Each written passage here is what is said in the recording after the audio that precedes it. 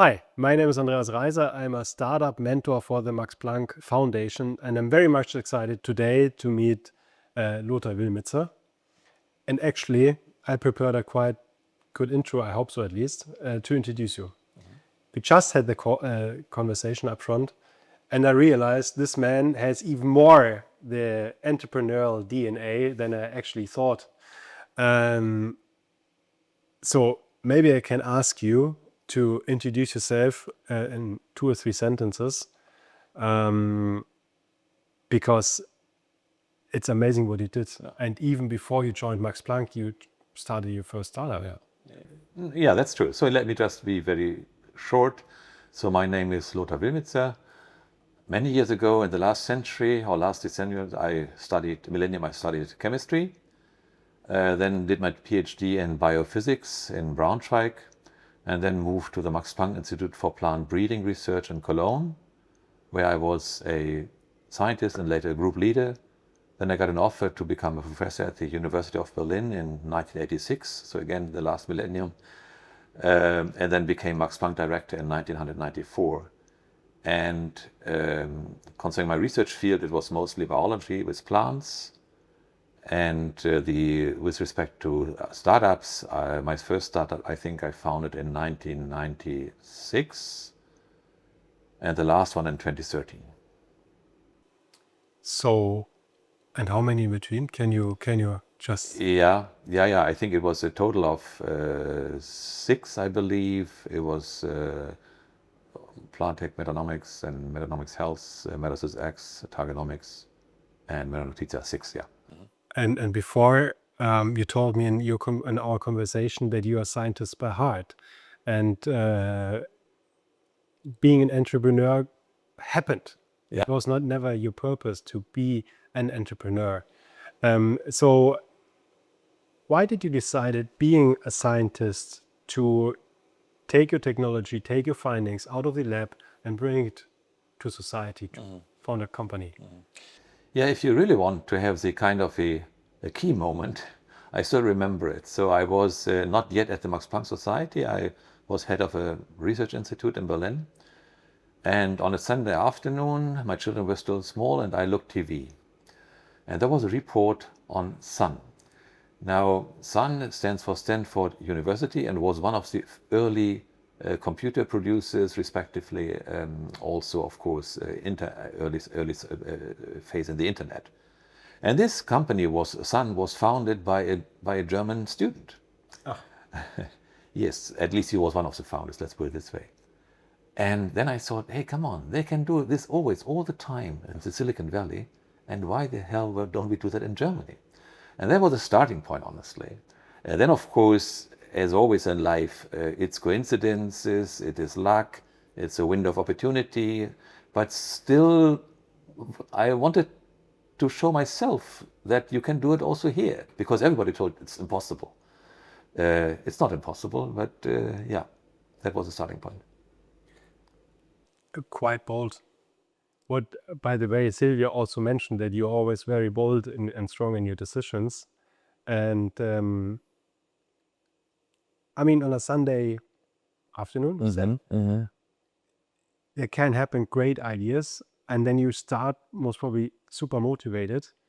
And I'm sure, I mean, you need coincidences, you need luck, but what happens when there are challenges on the path? How did you handle this one? Because I can imagine being there as an entrepreneur, the challenges can be completely different compared to the one you face in the lab. Yeah, absolutely. No, they are very different. Maybe as a general statement, I, like many other people, I'm sure, I like challenges. Good. I mean, because they challenge you and to prove or disprove that you're able to solve it. So in that sense, it's something, not something negative for me in principle. But let me just compare. So for the science, I should also say that my dream was always to be a scientist. When I was a small boy, I dreamt of being a scientist, becoming a scientist. And why? In order to improve the world. I mean, that's always the dream of young people. They do it by science, they do it by politics, by whatever means. There are many ways, but many young people have this dream. So I had the same dream for the science. And I was lucky enough that Max Planck Society, and before others, gave me the opportunity to really follow science. And you know, of course, you are part of Max Planck's family, that Max Planck has a huge privilege at Max Planck to follow your curiosity. You don't need to tell this is useful for, or this is useful for this or for that. No, you just say, I find it exciting. And this is a major spirit. And I believe in my scientific part, I always followed that. But what makes a difference is if you see something which may be of application for something else, some people shy away and say, no, I will not do that, I will not follow that. And I several times said, maybe that's an opportunity, not only for me, but also for young people, for society, but that's a big word, but let's say for young people and for others. And then, of course, if you want, I can tell you a little bit about the first spin-off. That was in 1996, I believe, when I was head of the other institute. And then it was decided, or I was offered to become a Max Planck Director, and then I had to step down from this other position at this institute. And then it was decided for various reasons to close it down. But this institute was funded by an industrial partner plus the city of Berlin. And we were suggested to try to protect our work, our result by patents. So the institute was the owner of a number of patents. And then I thought, what do we do with a lot of patents in a certain area? And so I started to talk to people and then met venture capitalists and people from banks. And you really meet very weird people. So that was 1996, 1997. So it was just the starting of the hype of the new market. And I met people who said, you don't need to have a company, just have a shell. We go to the stock market. I said, oh, come on, this is betrayal. No, it's not betrayal. But anyhow, so you meet a lot of people. But what I learned there, to be a little bit more short, is what is a business plan? I had no idea what a business plan is. How do you make the finances and so on and so on. So it's a different world. But it's a very rewarding world because there you have to convince other people to give you money, private money as a rule. And this is much harder, with all respect, than getting money in academia. You addressed many things right now. Now, so you said as a young scientist, you had the vision to make the world a better place. Do you think is taking IP, taking patents, taking know-how, when there's an opportunity in making a business out of it, is this a way to improve the world? I think it is a very fair way. I think it's an important way also because, as I said, I have full respect for everybody, every scientist who says, this is not my world. I want to do my science, my curiosity, and I'm not interested in this. I fully respect this. But at the end of the day, society gives us money as a scientist with the hope that something good will come back to society. Now, it doesn't come back to society by research institutes. It comes back to societies by companies. And so therefore, I think this is actually one way of trying to improve the world. Of course, I immediately see the counter-argument. People run for the money, get greedy, have the dollar signs in their eyes. Yes, this is true. But still, I mean, the internet has changed the world to some extent, at least to a positive way. And of course, it would never have happened if scientists wouldn't have started it. True. So then you left the lab and you talked to VCs. And what I see when I talk to scientists, it's for them quite hard to leave the lab. For many, not for all of them. And it's already super hard to understand the market, to get an idea and the taste of the market. And it's even harder for them to talk to VCs because it's a different world. You did this also out of your own energy. There wasn't, at this time, no startup ecosystem at all. Let's say it was very early phase. Yeah. There were a couple of startups in Munich and Berlin. I mean, it's not that I'm the first startup founder, not at all. But it was not as many as now. Yeah. It was much less. Yeah, that's true. But as said, I remember, for example, one of the spin-out startups, we needed. I should say that I always try to involve have a strategic partner, because with VCs I found a lot of pressure. They want to have results as a rule fairly fast, And that puts a lot of pressure also for the employees of the future company. And as said, one of the motivations was also to try at least to offer another possibility in addition to academia to people which leave my lab. So in that sense, strategic partners I found better. And I still remember that we had to convince one very big company to give us about quite a significant amount of money. And for that, of course, you have to learn their language, you have to learn their goals, their world.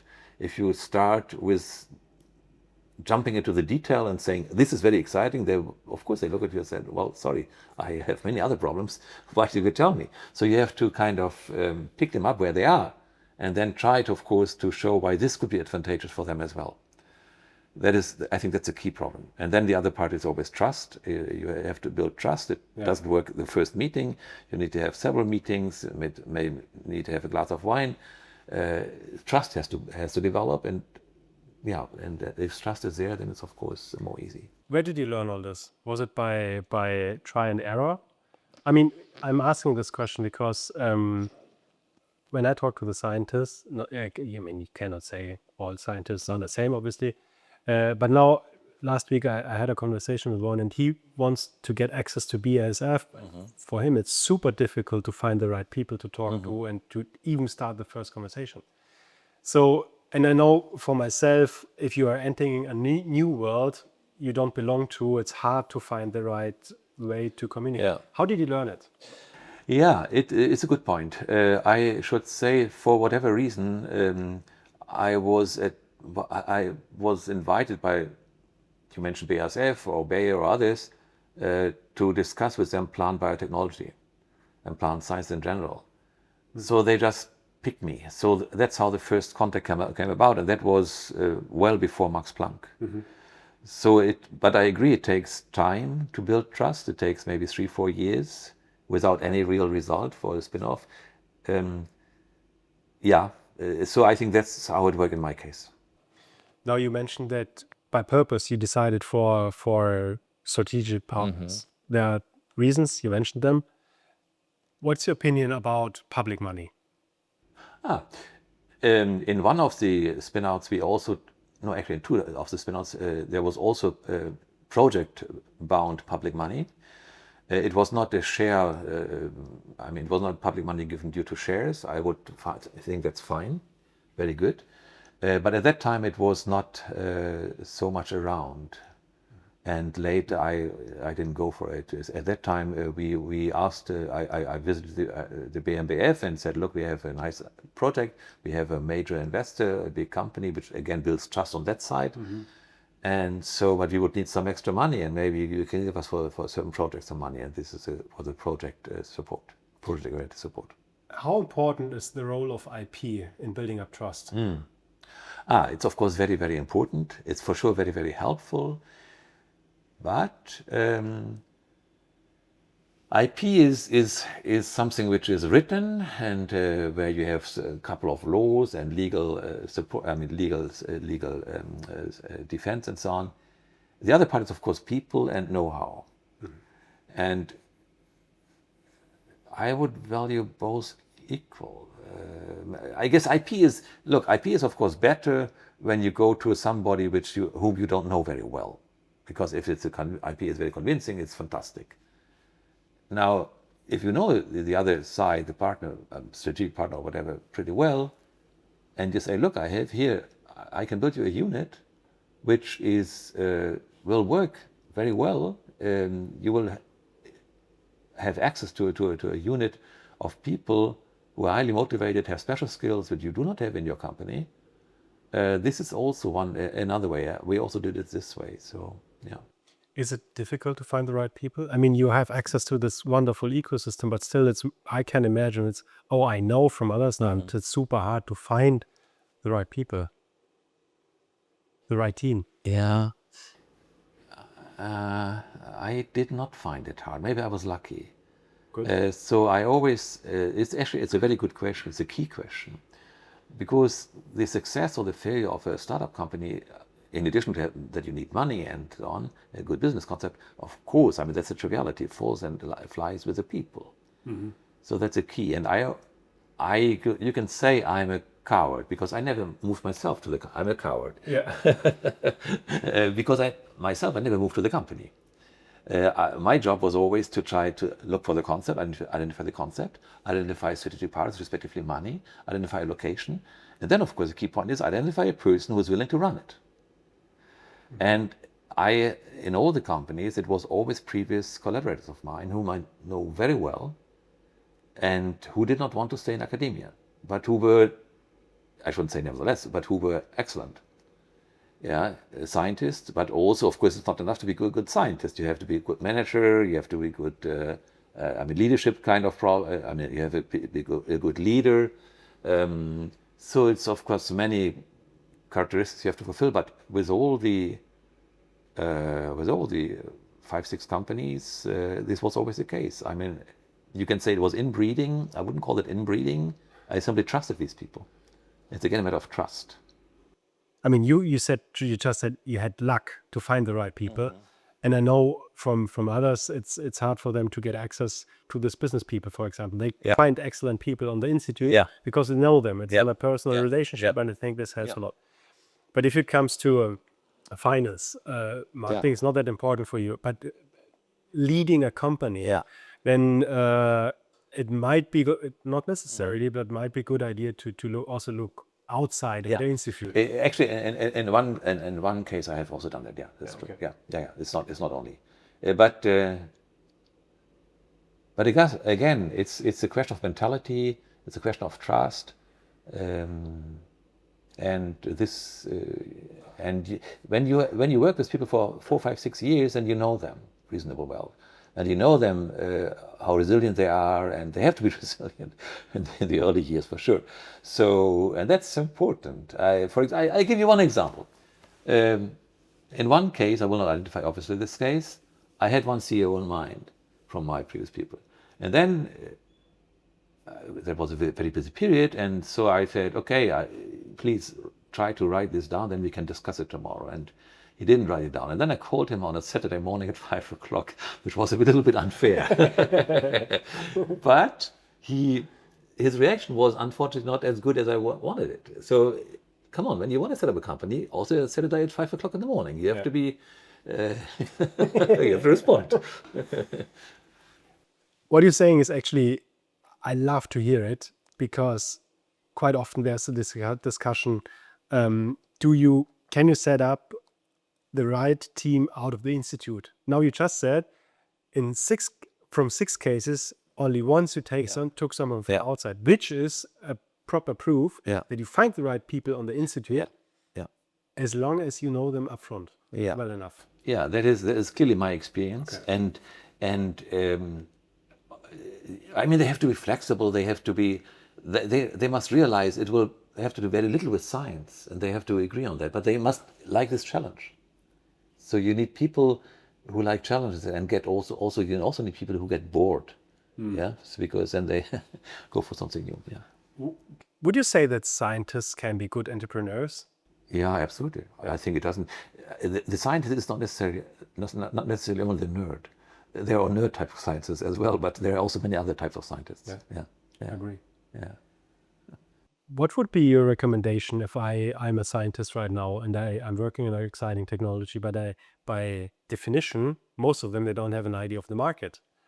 What would be your first step to find out if there's a need, a benefit of your technology, and once you found out to start the whole idea of getting the entrepreneurial journey rolling?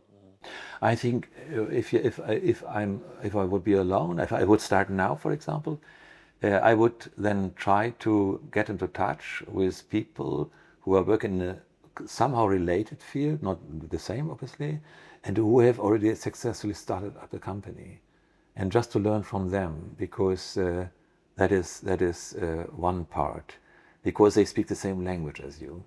Now then, on top, you also should talk to other more professional agency, like also Max Planck is of course providing, because there's a lot of experience.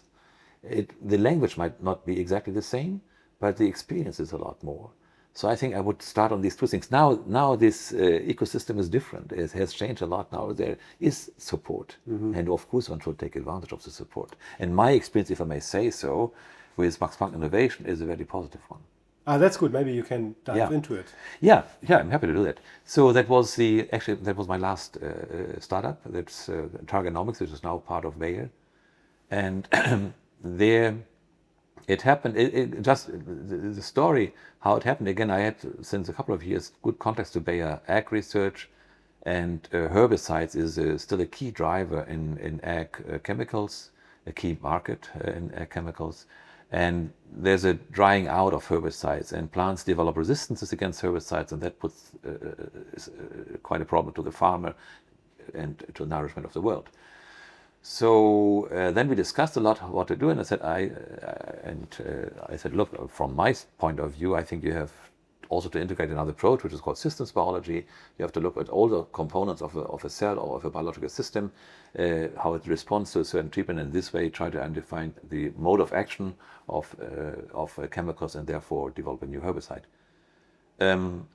And they, after some time and a couple of glasses of wine, no, it was a very nice discussion. So after 1-2 years of discussion, but this is how long it takes. We started to push the projects through the Bayer, different level boards, and then of course it came to all the negotiations and the setting of the company, and there latest then I involved Max Planck Innovation. Because of course Bayer are very friendly people, but they are also business people, and it was very nice because I'm not a lawyer. I don't have so much experience, so it was very, very helpful. And then Max Planck Innovation had a position in this company also, and was very helpful in the initial phase mostly, but also in between. So we from the Max Planck Foundation, we are very much entrepreneurial driven by our DNA. We were founded by entrepreneurs, and we every day we give hopefully our best to improve the whole ecosystem. And I personally enjoy it a lot to work with a colleague of Max Planck Innovation. So if you had a wish to the whole Max Planck startup ecosystem in general, what would be your wish? And maybe to make it a bit more precise, how can the Max Planck ecosystem in general be improved to help the transfer from science into the society and entrepreneurship? It's a key question. It's a very good question. The obvious answers are, of course, giving money for that. Yeah, that's clear. This is getting better, but still not good enough. I mean, it's obvious. Looking to the US, looking to Europe, there's a clear discrepancy. But the other part is to try to increase the awareness of what people are doing at the institutes with respect to the possibility of using this knowledge and transforming that into something with a commercial background, maybe into a company at the end. I think it's in an awareness and a mindset. Yes. It's a mindset question. So here, I mean, with this Targonomics, in the initial company was about 20 people, now they're 30 to 40. Nearly 20 people all came from the Max Planck, and they were all excited about moving to a company because it's a startup, it's a completely new world. But I think it's also, they also had realized some other companies. So I think it's a matter of the culture, of the awareness that you can do it, and then you should follow it. So I think this is a key point. But how to achieve this, I have no real idea. I think you can only do that by talking and by sharing experiences and saying, look, it's great, it's fantastic. Believe you convince a big company who has a world, they can invest everywhere in the world, they decide for your place. This is super. It's like 5 papers in Nature. And this is why we are so grateful that you took time today, because this is how we think we can address it. That to show them that there is a way, there's an inspiring way, there are inspiring people who did it, and it's a mindset, and it's about talking about it, communicating about it. Yeah. It's let me make one more sense. It's also rewarding not necessarily in the financial way. It's rewarding when you see that so and so many people achieve something. It's rewarding that you see where before there was nothing, now there is something. And Great. Thank you very much. Thank you very much, Andreas. Maybe my last question, if you had a recommendation to a scientist watching this video now, what would be your recommendation? Be it a book, be it a sentence, be it a wisdom, be it an experience. I think the one is just be open. Be open. Do not only look at academia as the only thing in the world. Look at many other places where also research can be done, where there are lots of challenges, different challenges, but still challenges. And as a scientist, in principle, you should be interested in challenges.